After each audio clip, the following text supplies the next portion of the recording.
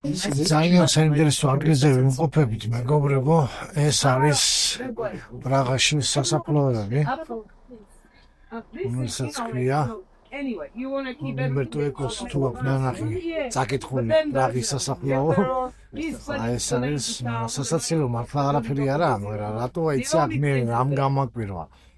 შეკითხვა რომ დავუსვი ის იყო რომ რატო არის სასაფლაო ასე ახლოს ეს კვები ერთმანეთთან და რატო ეს სინაგოგასთან, იმიტომ რომ იუდაიზმი გზავნავს სასაფლაოების გაკეთებას სინაგოგასთან ახლოს. იმიტომ თართან შეხება გაუწმინდურებას ნიშნავს და ნებისმიერ რამე რასაც ასოცირდება სიკვდილთან იუდაიზმისათვის არის მიუღებელი. ეს ძველი აღთქმის წესია, რიცხვთა წიგნში ჩაწერილი, რომელიც ახლაც აქტუალურია წესი და იესოს არ გაუქმებია ეს, როგორც ეს ბევრი გონია. მაგრამ რა ხდება ახლა?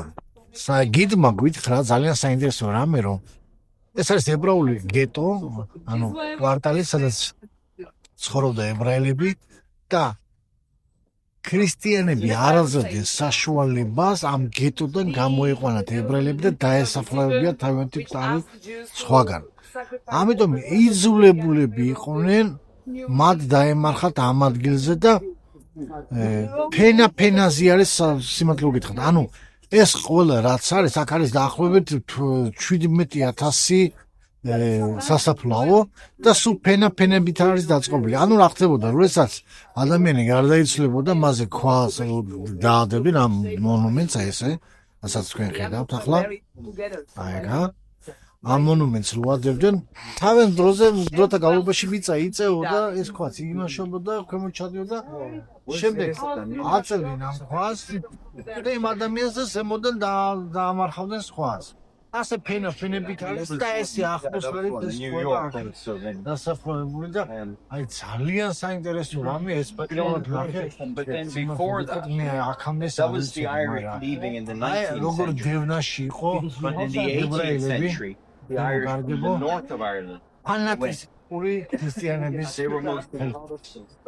ფანატიზმი ქრისტიანებისა, რომელსაც არც იესო ქრისტეს იცნობენ, არც წმინდა წერილს იცნობენ, არამედ ჯერავთ იმ კაბიანი მღვდლების და სწორებიანი შარლატანების, რომლებიც ამბობენ, რომ ახალი ისრაელი ჩვენ ვართო და იესომ ჩვენ აგვირჩია და ისრაელები უღარყო. აი ასე შედეგამდე მივიდა ესა. და 45 წლის ომი, გერმანელების ომი, აი მის დაბოლოება ამ სიძულვილისა, რომელსაც ეკლესია წლების მანძილზე თესავდა ებრაელი ხალხის მიმართ.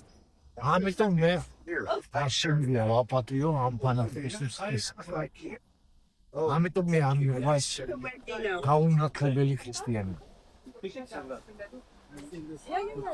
აპატიო, აი მართლა რა ყველაფერს ისტორია და ხალხი რა როგორ და რაც გამოვლილი ამან.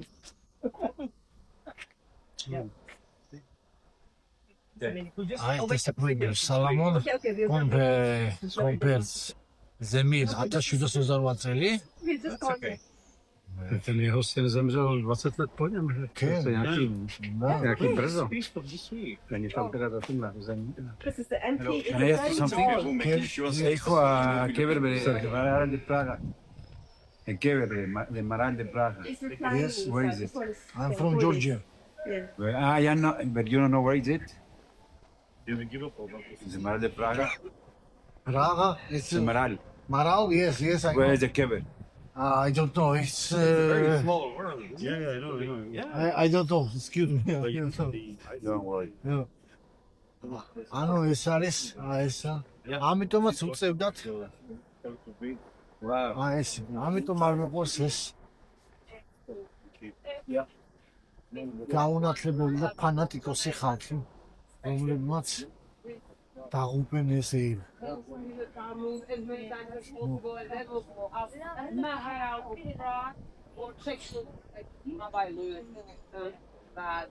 And he's not only like he is buried here in Prague, he died here, but he's buried with his wife for a long time.